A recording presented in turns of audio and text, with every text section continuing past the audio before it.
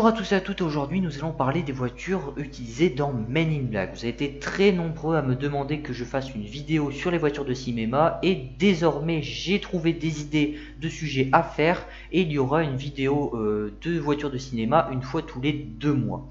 Autre chose, vous êtes très peu à regarder mes vidéos et à être abonnés. 10% d'entre vous sont abonnés et vous regardez également mes vidéos. Et c'est dommage, vous risquez de rater beaucoup de choses, donc je vous conseille de vous abonner. Surtout que lorsqu'on va atteindre les 500 abonnés, il y aura une vidéo bonus sur les voitures de cinéma qui apparaîtra. Donc abonnez-vous. En 1997 sort Men in Black, un film produit par Steven Spielberg et réalisé par Barry Sonnenfeld. Le scénario se base sur un comics écrit par Lowell Cunningham, tout en ajoutant une dose d'humour qui n'était pas présente dans le comic original. Pour résumer, Men in Black c'est une société secrète chargée de surveiller les aliens qui vivent sur Terre incognito. Et le but de leur agent est de faire en sorte que les gens ne se rendent pas compte de la supercherie et bien entendu de remettre les aliens turbulents dans le droit chemin, voire de les arrêter s'ils sont trop dangereux. Pour le casting du film, à la base, c'était Clint Eastwood qui a été choisi pour jouer l'agent K, mais finalement, c'est Tommy Lee Jones qui prendra le rôle. Pour l'agent J, ils ont bien demandé à Will Smith qui au départ avait refusé après avoir lu le scénario, et c'est sa femme qui le poussera à accepter. Autre anecdote amusante, c'est que le réalisateur du film a fait une partie de poker avec Linda Fiorentino, qui a perdu cette partie de poker et qu'il a été obligé de l'engager pour le film. Dans le film, on voit beaucoup de choses, notamment des effets spéciaux, malgré qu'il y a eu aussi des aliens animatronics qui sont en fait contrôlés grâce à un joystick, ou bien des costumes en fait qui ont été portés par des vrais comédiens auxquels ils ont ajouté des effets spéciaux pour les rendre plus réalistes. Ils ont également utilisé du maquillage, notamment pour l'alien Edgar, dont le temps de maquillage pouvait durer jusqu'à 6 heures. Et au final, le film mélange des vrais décors et des vrais costumes avec des simulations 3D d'aliens et de fond. Et pour la scène de la voiture dans le tunnel, c'est la même chose. Ils ont pris une vraie voiture, plus précisément une Ford LTD Crown Victoria POS, et lorsqu'elle se transforme, là c'est une version numérique de l'auto qui a été utilisée. Je n'ai pas trouvé le nombre d'exemplaires que la production a acheté pour le film, mais je pense qu'il y a eu 2 ou 3 Ford LTD pour le film. La première Ford LTD Crown Victoria POS est une version de 1987 en boîte automatique. Elle a été très peu modifiée, elle a juste reçu quelques accessoires à l'intérieur comme le fameux bouton rouge, et pour le moteur c'est également celui d'origine, un V8 Windsor de 5 litres. Sauf que c'est assez étonnant puisque dans le film on peut entendre le son d'un moteur à turbine à gaz, mais en réalité en fait c'était ajouté au montage, puisque installer un moteur à turbine dans une voiture thermique qui n'est pas du tout adaptée pour ce genre de système, ça aurait été bien trop compliqué. Une fois que le film a été terminé, en fait la voiture a été revendue par la production accompagnée de nombreux gadgets du film, comme une paire de lunettes de soleil, des armes futuristes et un petit alien. Le propriétaire l'a gardée jusqu'en 2018 où elle a été revendue à Las Vegas et c'est Movie Car Central qui l'achèteront et ils la réapatrieront en France. Et actuellement elle est toujours dans leur hangar avec d'autres voitures de film. Pour la seconde voiture c'est assez étrange puisqu'elle semble plutôt identique à celle de Movie Car Central. Le même moteur, la même amenée, la même boîte automatique et c'est la même société qui a vendu la voiture plutôt récemment. Sauf qu'il y a quelques trucs qui sont assez différents entre ces deux voitures. La première chose qui saute aux yeux, c'est les autocollants sur le pare-choc, qui étaient bien présents sur la voiture justement que Movie Car Central a acheté et qui sont toujours présents sur la voiture qu'il possède actuellement. Sauf que sur celle-ci, ces autocollants ne sont pas du tout présents sur le pare-choc arrière. Deuxième chose, c'est que dans l'annonce, il précise que à l'intérieur, il y a un système de motorisation qui imite le son du moteur à turbine. Ce qui veut dire en fait qu'apparemment ce ne serait pas ajouté au montage, mais que ce serait tout un système qui imiterait le son de la turbine. Mais ça me paraît quand même un peu bizarre, surtout que le coffre a aussi été aménagé sur ce genre de modèle et je ne vois pas où est-ce qu'ils auraient pu mettre un tel moteur qui est plutôt volumineux et en plus le moteur à turbine n'est pas un moteur très pratique, il faut engager un professionnel pour s'occuper de la voiture, l'entretenir, alors ça me paraît quand même un peu douteux. En tout cas, je ne sais pas vraiment s'il s'agit soit de la même voiture ou soit de deux voitures différentes, je vous laisse juger de ça par vous-même. La troisième est une Ford LTD Crown Victoria POS de 1985, qui est équipée du même V8 Windsor que les autres. En revanche, j'ignore si c'est une boîte manuelle ou une boîte automatique qui est équipée sur la voiture. Mais je suppose plutôt que c'est une boîte automatique, puisque les deux autres sont aussi en boîte automatique. La production l'a vendue à un particulier vivant en Californie et récemment il l'a remise en vente.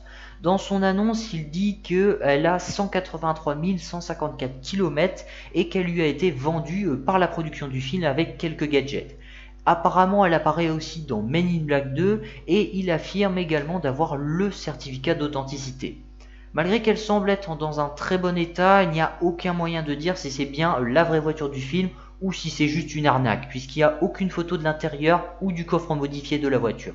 Et enfin, il n'y a aucune photo du certificat d'authenticité. L'autre voiture que l'on voit dans le film, c'est l'Utility-Meister Aeromate appartenant à une société d'ératiseurs d'insectes qui est volée par le méchant du film. Ce type de camionnette en fait se base soit sur une plateforme provenant de chez Chrysler, soit chez Ford ou soit chez General Motors. Après le film, en fait, le véhicule aurait été revendu au musée Ellingson, mais je suis tombé aussi sur un autre modèle qui aurait été vendu aux États-Unis pour 20 000 $, ce qui signifie qu'il y aurait eu deux véhicules utilisés pour le film. Et c'est tout à fait possible, car c'est une pratique plutôt courante pour éviter les pannes inattendues, puisque s'il y en a une qui tombe en panne, il y a toujours l'autre pour épauler. Cependant, c'est possible qu'il n'y ait pas eu de second véhicule puisque je n'ai pas trouvé de certificat d'authenticité dans l'annonce de celui qui vend à 20 000 $. Et celui du musée, je pense qu'à mon avis, c'est un vrai puisque un musée, ça a quand même un certain sérieux. Donc s'ils disent que c'est la vraie voiture, je pense que oui, c'est bien la vraie voiture utilisée dans le film. La dernière possibilité, c'est que le véhicule qui soit vendu à 20 000 $ et celui du musée soient juste un et même véhicule, et que tout simplement la production l'ait vendu à quelqu'un qui lui-même l'a vendu à 20 000 € et le musée a fini par le récupérer à la fin. Puisque sur les deux modèles, on voit que l'insecte sur le toit a totalement disparu. Je sais que dans le film, il y a bien d'autres véhicules, mais ils apparaissent que très peu de temps dans le film, ce sont des véhicules mineurs et je n'ai aucune information sur ces modèles. Je ne vous parlerai pas des voitures utilisées dans Men in Black 2 car je n'ai absolument rien trouvé en termes de voitures pour ce film. Il n'y en a pas beaucoup et je n'ai rien trouvé, je ne sais pas qu'est-ce qu'elles sont devenues. En 2012 arrive alors Men in Black 3 et pour ce film en revanche j'ai pu trouver des informations sur les voitures de film.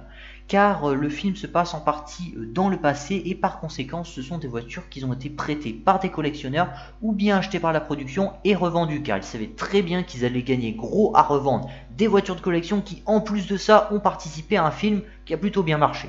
La première voiture dont je vais vous parler c'est la Ford Galaxy 500 de 1964 en boîte automatique qui est la voiture de service de l'agent K en 1969. Dans le film, on peut voir que la voiture est à moitié détruite par Boris l'animal, sauf qu'en réalité, je ne pense pas que cette scène soit réelle et en fait, ce sont tout simplement des effets spéciaux qui ont été utilisés. Je peux dire ça parce qu'en fait, on peut voir dans une scène qui suit où il y a une moto-spinner monoroue qui monte sur une voiture et qui l'abîme fortement et en réalité, en fait, toute cette scène est simulée en 3D. Rien n'est vrai.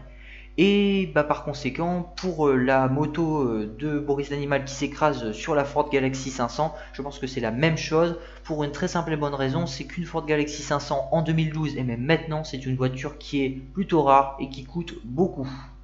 À la fin du film, en fait, la voiture a été revendue à un Suédois qui quelques temps plus tard a décidé de la revendre.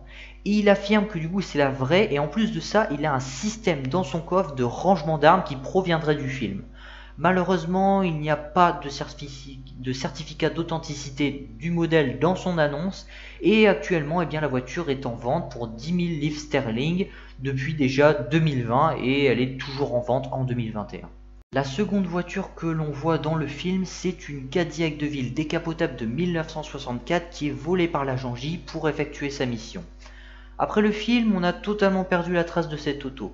Puis, quelques temps après, la société d'importation de voitures Motor Group a publié une photo sur leur site internet d'un de ces modèles qui a été importé depuis les États-Unis. Et apparemment, ce serait la Cadillac de ville décapotable qui aurait joué dans le film. La voiture appartient donc à un particulier dont l'identité est inconnue et l'endroit où réside la voiture est aussi inconnu.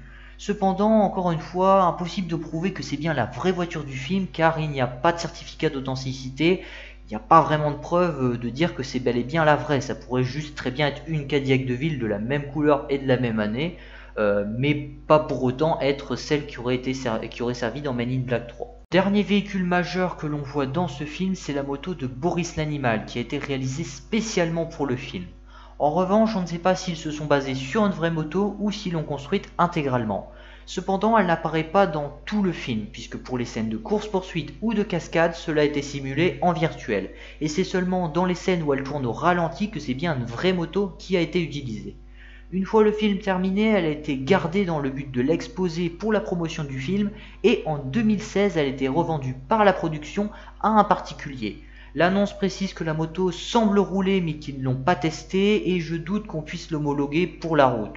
Merci d'avoir regardé la vidéo, n'hésitez pas à mettre un like et un commentaire pour mettre votre avis ou une suggestion. Sur ce, on se revoit dans quelques temps. Bye!